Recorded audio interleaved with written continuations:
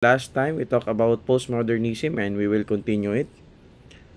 The last 2 decades, this outlook or intellectual mood or that ideology or the ideology that was produced by postmodernism has become very common in our culture. However, there are several reasons why postmodernism is hostile to biblical Christianity. And last time we talked about this. The Bible is absolute truth. That means any truths, any claimed truths besides the Bible, so that is false. Because when we say absolute, yun lang talaga, that alone. And also Christianity rises or falls on the historicity, or may I say we can include here the resurrection of the Lord Jesus Christ. If that is not historically accurate and reliable, the resurrection, then we can say that Christianity falls. And alam ko sa 4 kayo natapos last time eh. But let's just review this one. Judgment and discernment are valuable skill. Okay, we really need that. And the Bible tells us that the Holy Spirit will help us. Okay? Another one, number 4. Reality is external and objective. Nandito na tayo. Pa-turn off na lang po natin yung ating mga mic if we're not talking, no? So, para hindi natin ma-disturb yung iba. Thank you very much po. Thank you po. Okay, pipin ko lang yung aking sarili para pin myself. Alright. And then, postmodern thinkers assert that one creates his own reality. We know as a Christian, this is not true. So, we didn't create our own reality. In our Christian faith too, the faith that we receive, opistis, or that's a Greek, no? Every time we read the faith in the Bible, that means the body of truth that we receive. That's why contending for the faith, definite article. It does not talk about our response to the truth, but it is the body of truth that we receive. So, we didn't create it. Jesus Christ revealed it to us, and that's the reality, and we just receive it. But for postmodernism, okay, the truth is dependent upon their their internal, and it's very subjective. They're producing it based on their own sensation, feelings, and thoughts. Okay, I highlight some words here. Although there is some truth to the fact that every person senses reality in his own way, it is nevertheless also true that reality is essentially objective. That means not dependent upon personal perception. And it is external, not manufactured within a person. And if postmodernism thought everyone creates his own idea of, in postmodern thought, everyone creates his own idea of normal. And postmodernism is highly influenced, we can say highly influenced by anti-Christian religion like Hinduism, Buddhism, and Taoism. I don't know if you remember when I'm new in the faith in Iba Zambales. Some of us, we know that there's an American guy there, very tall. He's a pastor, but now he's a member, or he's a believer of Taoism. He departed from the faith. I posted that in our group, right? Do you still remember? Huh? Look at this. This one.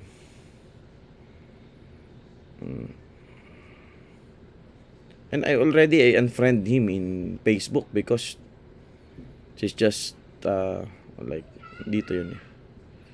Where is that?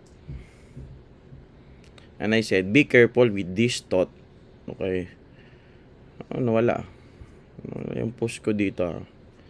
Wait lang. Just wait. Now he's he's not Christian anymore. He said he's still reading the Bible deconstruction. When we say deconstruction Christianity, they're reading the Bible in a different look or perspective. Nakalimutan ko na yun.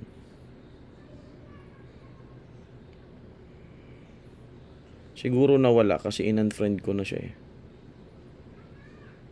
Nawala nga. Okay.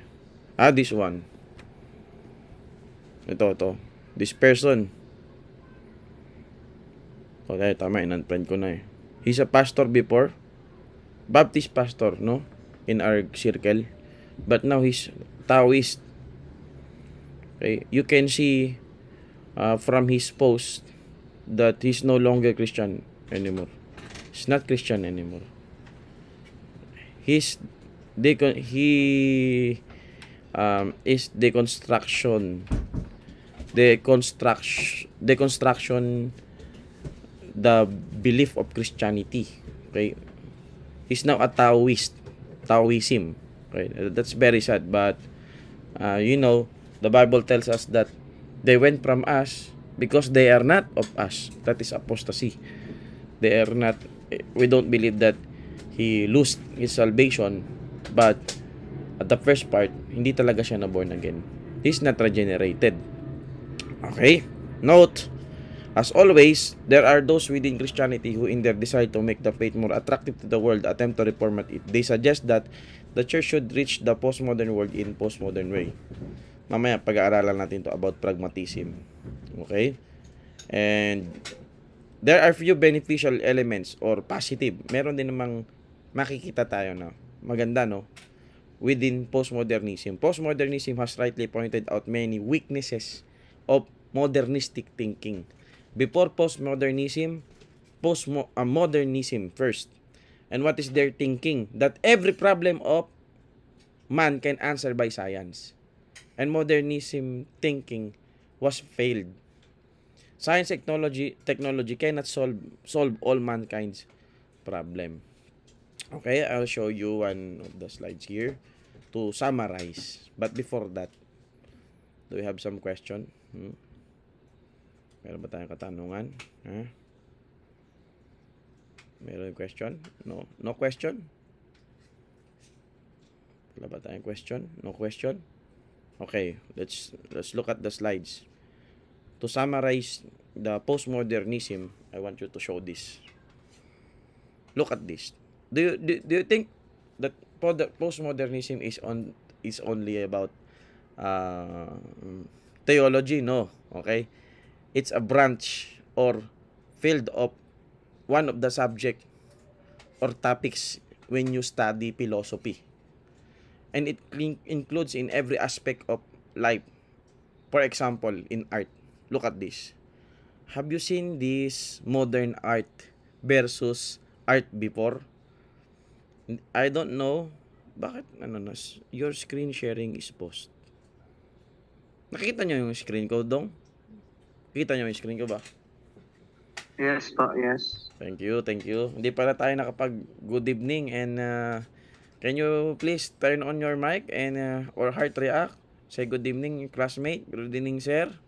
Good evening, pastors. Good evening, classmate. Good evening, pastor. Ayan. Alive. Good evening. Thank you very much. Good evening. Good evening, pastor. Okay. Sensya na. Excited akong mag-lecture. I'm so excited with our lecture. I forgot to greet you, no? Thank you for joining us. I really appreciate your presence. Who among you already seen this video? Teka lang, paano ko ba to? Ang hirap pag naka-share screen, ha? Naka-ano lang kasi ito, eh.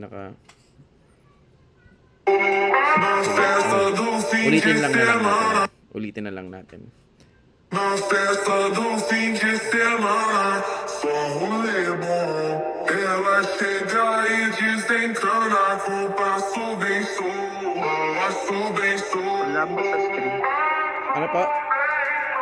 Wala po sa screen. Wala ba? Na festa do fim de semana, só rolê bom. Ela chega e desentana, passo bem sou. Sorry. Yan, nakita nyo Yan, na, Dok? yan. Nakita nyo na? Yes po. Okay, Yes okay. po. Thank you, thank you. Thank you po, ha. Salamat sa paglaging Não pag-ano. cessa Yan. do fim de semana, só rolê bom. Ela chega e desencana, a culpa subençoa, subençoa. Subençoa.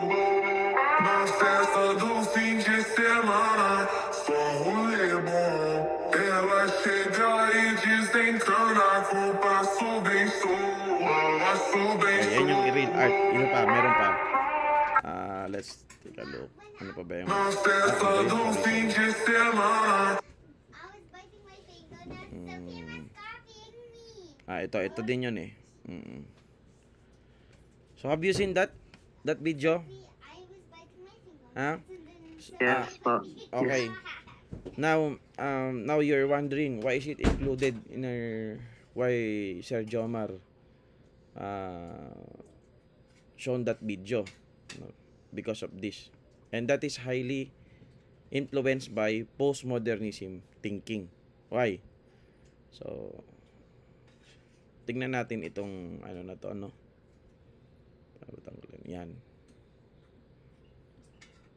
I want to show this. Itong mga picture na to galing sa Google, no? Para lang ma-summarize yung ating topic about postmodernism. So, metaphysics o what does about reality. Before modernism, we have what we call pre-modern. So that's the orthodoxy, meaning the people, the time during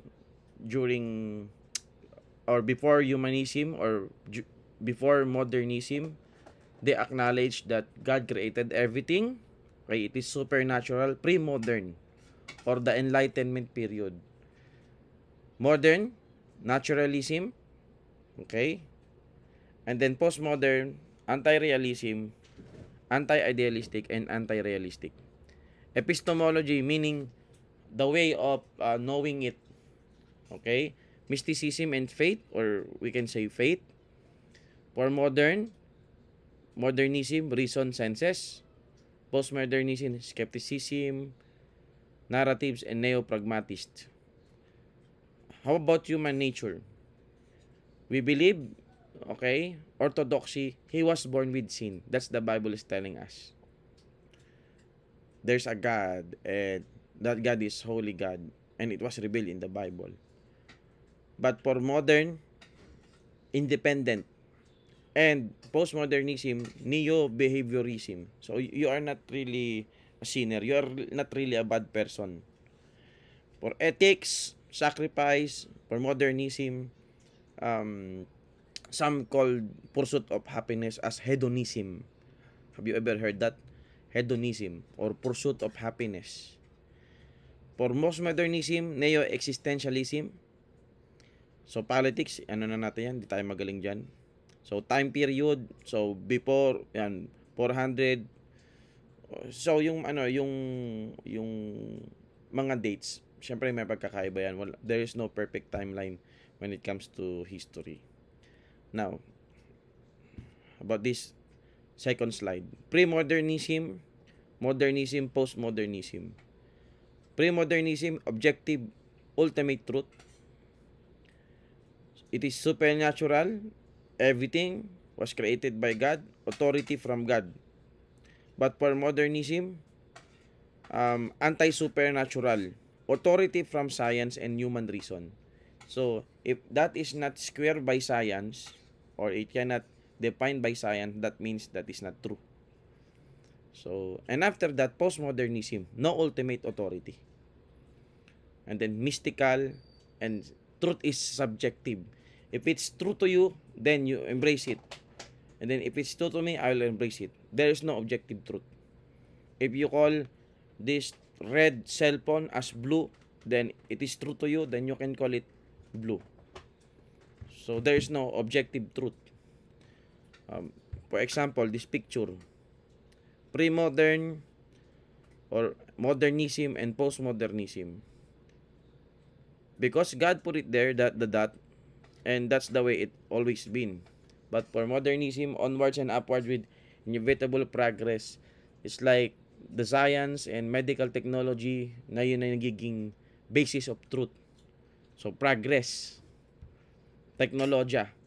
But for postmodernism, wala. Okay, bala na sa buhay mo. Now, postmodernism, we can say that this is the result of modernism because they departed from what is true. Okay? Any question? Sana naintindihan nyo, no? Kasi mahirap din to kasi i-explain eh. Pre-modern, human, and God. The authority is God. For modernism, human to human. So you're like, we're evolving. So saan yung, sa tingin nyo, saan dito yung evolution, yung ideology of evolution? Later, no, makikita natin. Then postmodernism, human, and then subhuman. Parang devolution, parang paengot tayo. Sorry for the word. Parang paengot tayo ng paengot. If you believe, if that is your line of thought. Okay? Question? Okay. Just look at this, you can search this in, I'll share this slide to you. Or there's a video in YouTube comparing pre-modern, modern, and postmodern. Parang yung quality ng papangit. Now, I asked ChatGPT to generate a table for postmodernism. What is ideologies produced by postmodernism? Okay, so makinig kayo, ha. Relativism. No absolute truth. Truth depends on individual or culture. So that may be truth for you, but not for me. Okay? Pluralism. All religions, worldviews are equally valid. Interfaith services where all gods are treated as the same. Ito na yung kanina. Deconstructionism. Now, they're reading the Bible again. And then, maybe serpent is not Satan. Maybe it's just a serpent. Eve. Umiinit dito, Patay itong electric fan ko. Hindi kasi insok ng electric fan eh. Yan. Dahil pala, hindi ko mabangga ba. Maybe it's not a true apple. Or it's not a true fruit of the knowledge of good and evil. Some interpret it as nung kinain ni Adan o ni Eva, their deconstructionism they deconstruct it. The traditional interpretation is that they eat a literal fruit, the fruit of the knowledge of good and evil. But some deconstruct it. It's maybe they sex with each other. That's why they sin. Okay, critical theory. Society is shaped by power and struggles. Wait lang, guys. Umiinit yung usapan natin. Umuinit din dito. Kaya itataas ko itong isang electric fan. So, na kayo, ha. Walang aircon dito eh. Sa bahay. Right. Okay? Any question? Critical theory. Yan yung critical race theory. You can search that. There's a lot of details about it. Feminism or feminist critique. LGBTQ+, and activism. So, and also politics, identity politics. A person's identity, race, gender, sexuality defines truth and morality. Movements where experience determine what is right or just right. So, nandito na yung mga social justice. One of the example is that, the reason why he did that, he stole someone's property or someone's food or property and then sell it to somebody so he or she can buy his or her food. Now, that's a social justice. So, lying and stealing is not sin anymore because in his eyes, it's true. Bira, parang philosophy class na tayo na eh. Pero ito kasi talaga yun, no? And then, intersectionality overlapping identities increase oppression. For example, a black woman claims double oppression, gender plus race. Woke culture, very rampant today. Hyper-awareness of oppression and social injustice. Cancel culture. Okay, online boycotts of people who say offensive things.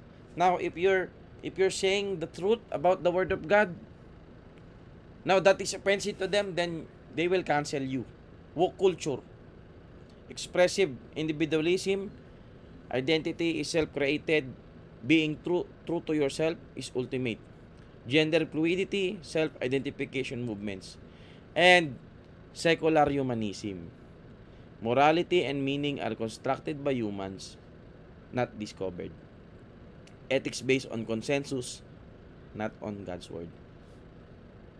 That's why, guys, students, the ideology behind Marxism, political bad agenda, woke culture, LGBT, feminism, kaya nga alamin natin, let us be sure or do some research, what is the ideology behind the leader that we are voting, because they will decide our way of living. Or kaya nga, now, paano to nakapasok sa church? Yan, mamaya makikita natin sa topic natin sa evangelicalism. Okay? Look at the picture. Modernism replaced God with human reason. So, saan categorize yung evolution? Where does it belong? It is in modernism. And now, because of modernism, everything should be explained by science. And then if doesn't explain, or if cannot explain it, then it's not true. Kaya ayan na, postmodernism replace truth with human feelings. Okay? So, any question? Ganda niyan, postmodernism. Yeah, woke culture, Brother Moses. Woke culture, like, for example, or cancel culture. Yung sa Korea, ganun pag parang nakagawa ka lang ng yung cancel culture, if yung mga nagsi-suicide, those people who commit suicide, those people who commit themselves, celebrities in Korea, okay, they can kill themselves because the culture already canceled them.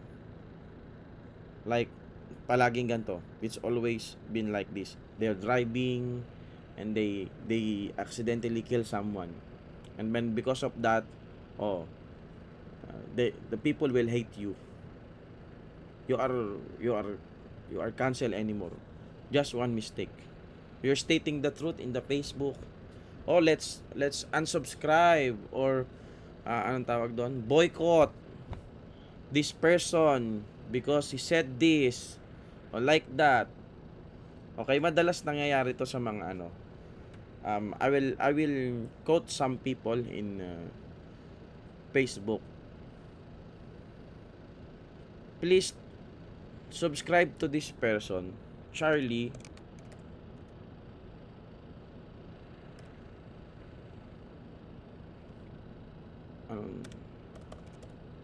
Hindi ko pala na-share, no? I'll share my screen. Alright. Charlie Kirk. Yan. Mga Christian yan, So, they fight against postmodernism ideologies or thoughts. Charlie Kirk. Limutan ko yung isa, si Matt Walsh. Mga Christian to, no? Matt Walsh. Not Matt Ezekiel Villar. Matt Walsh. I-send ko na lang sa inyo para di kayo mahirapan ba.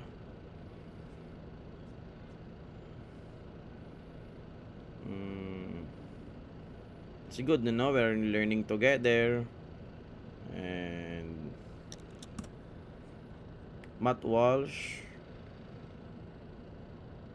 Di ko alam, tama ba yung ano ko? Tama ba yung Matt Walsh? Oh, parang iba to ah. Ah, ito. Tama. Kasi nag long hair pala siya dito. Okay. Okay. They are the ones who fight against postmodernism thoughts. Meron pa eh. Butang ko si... Not Ben Sarpio ah. Okay, he's not good. He's not Christian. He's a Jewish but he's so skeptic with Christianity. Baka kasi akalain nyo because he's pro-Jew.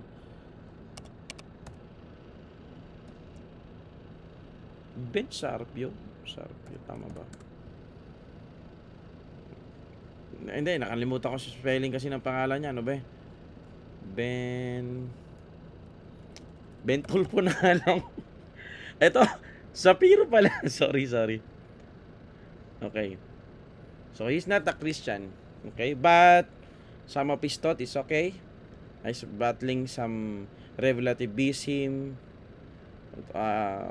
postmodernism ideologies. Okay? Meron pa eh. May pa, nakalimutan ko na ibang pangalan. Eh, hindi naman kasi ako nagkakabisa ng pangalan. Yung mga naalala ko. Okay? Private message pala to na yung nagtanong, what is woke culture? Questions. 7:30 na. Half of 1 hour. Meron tayong walang question. Naintindihan nyo ba lahat? Di ko alam. If you don't understand, it's okay. Jesus loves you. Okay? No problem. Any question, guys? Then we will proceed to evangelicalism. Walang question? Then that's good. That means na nakuha nyo lahat. So, punta tayo sa